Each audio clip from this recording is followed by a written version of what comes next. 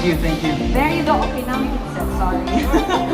Sporting this, casual jacket. So another round.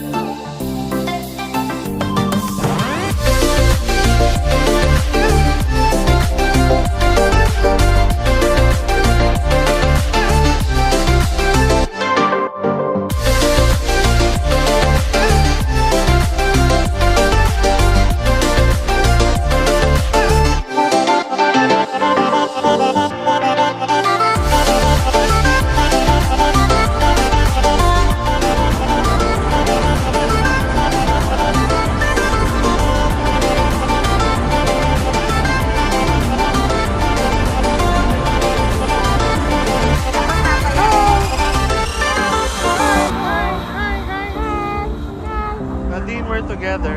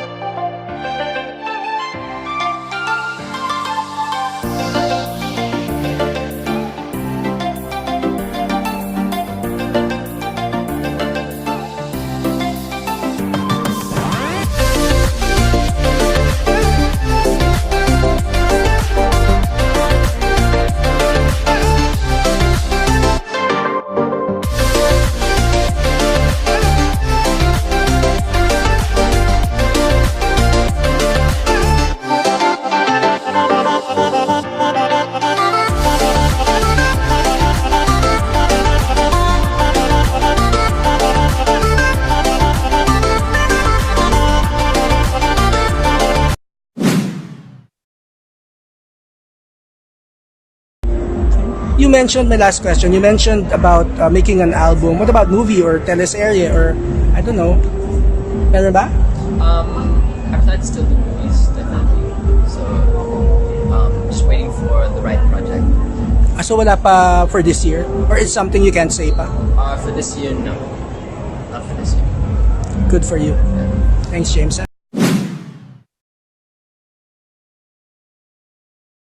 James, about the endorsement, what can you tell us about the brand? How many watches do you own? How much of a watch person are you?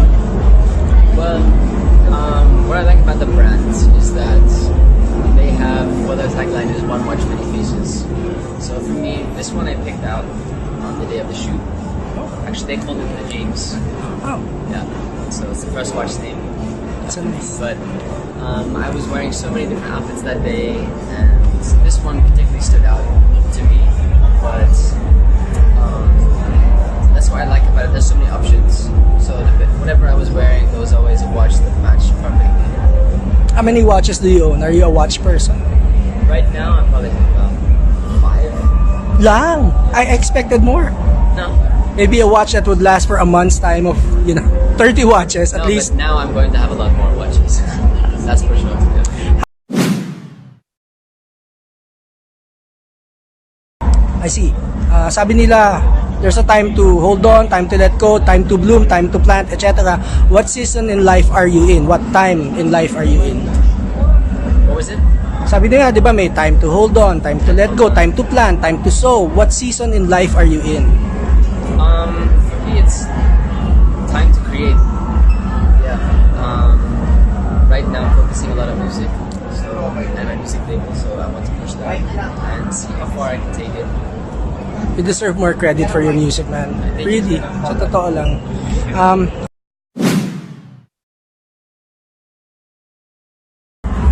Alam mo, when I heard the name of the watch company or watch brand, Armitron, I remember looking at the list of your fans club, and one of them is parang Jadine Army, Alright. Jadine Nation. Does that pressure you na there's a whole nation behind you, or does it pressure you because It doesn't pressure me. It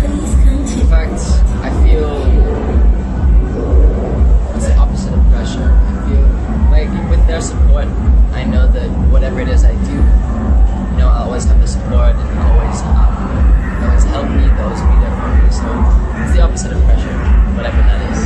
Or make you feel alone because everyone's depending on you to give them joy, to do the right things, to make them proud of you. Parang ganun. Does that make you feel alone? No, not at all.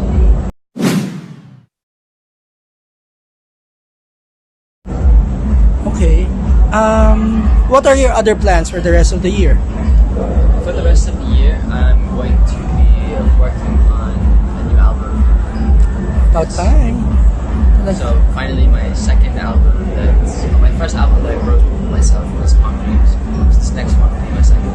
May bago ba kaming sound na i-expect? Yes. Oh. From my R&B, trap, hip hop sounds, I'm leaning more towards future jazz, hip hop. We just have to wait.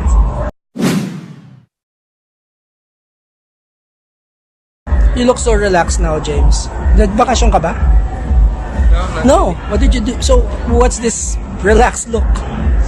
I don't know. I'm just having a good mood. Not into new sports or new travel or whatever? It's just I'm having a good day, that's all. Good for you. Okay. What do you think about like when you hear Justin Bieber taking a pause from his music, or Nicki Minaj saying she's resigning? Do you sometimes say talagang there's a time for those things? There's a time for everything under the sun. Yeah, I mean, they can't be 100% all the time.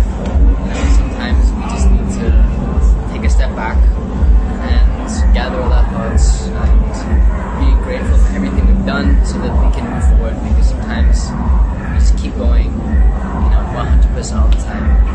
We forget and we take for granted a lot of the things that we have.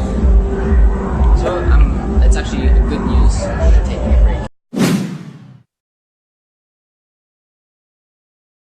Have you ever been late for a flight Flight na naiwanan ka? so many times. Oh, shucks. Ito, like this year? This year maybe. Really? Have I missed the flight this year? No, I don't think so. No, not this What do year. you do? What's the worst scenario? What happened? I pay for my own ticket. Oh. Yeah, but it happens. How about sa traffic? Does that make you freak out? Pag, oh, I'm running late and there's nothing I can do. It's all about time. For me, if there's nothing you can do about it, then don't worry about it. Why did you go on your own, be independent? Did you quite get out of the family? No, I just didn't renew, but I'm, focusing on other things now. Yes. How is Nadine? How did she react to that?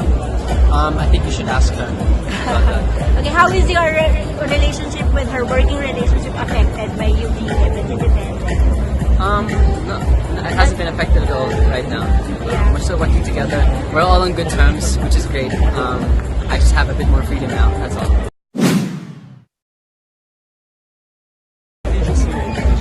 Currently, it's just me. Yes. But do you have plans to be managed? Are there plans to go under? No, I don't think so. I like having the freedom right now. So, How does it feel to be your own manager? Your own it's great, but it's also scary knowing that it's just me. But I'm focusing a lot on my music right now. I want to give it a chance. I want to see how far I can take my music, and I have big plans for it. Do you have upcoming projects with big networks? I plan to still do movies. I'm not giving up show business or anything. I still plan to do movies. Just waiting for the right project. What do you tell us is is there ongoing project Not right now, no. in the works? No, not right now. What's the reward of being in your role as a managing yourself? There's both benefits and the rewards would have to be, having the freedom to make choices. But there is that lack of management in the system, which is also very difficult. Is it true that you're gonna transfer to GMA? No, no, it's not. please. Yeah, with respect to your career right now, does it favor you to have more endorsements such as doing Armatron, especially when you're trying to do your music? Does it favor you to do more endorsements and at the same time does it give you levity in doing your music since you're not doing a lot of movies this time? Does it benefit me to do more endorsements? Yeah, I mean, does it give you more time I'm to just pursue taking them. I'm artistic- taking them as they come. But I have had a lot of time to focus on music, which is great because we have under Careless, we have music coming out once a week. We have new tracks coming out, which is very exciting. And perhaps what is your current challenge of producing your own music? My current challenge is that I need more producers. So if there's anyone out there that wants to work and create music, please let me know. Okay, time is on your side. Thanks, James. Thank you. James, how do you manage your time? Right, manage my time. I have a lot of people supporting me. I have a team. I have my family, my friends, my girlfriend. And if it was just me alone, I wouldn't be able to manage it with all the things I'm doing. But I have a lot of people to thank. Oh my God, I know. You're right here. I'm not sure if there's what is the greatest lesson in your career life? It's a very valuable thing. It is, but I think it's important to take time to, someone said earlier, there's a time for everything, and sometimes it's a time to just sit back and relax, sometimes it's a time to go 100%, so I think you just really have to trust the process. There's a time for everything, that's what I learned, yeah.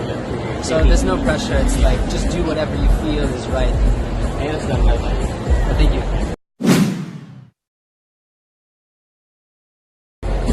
How do you spend quality time with the team? Well, for us, when we get the chance, we like to get away from the city, out of the country where people, don't know us, somewhere we can be truly private. Yeah.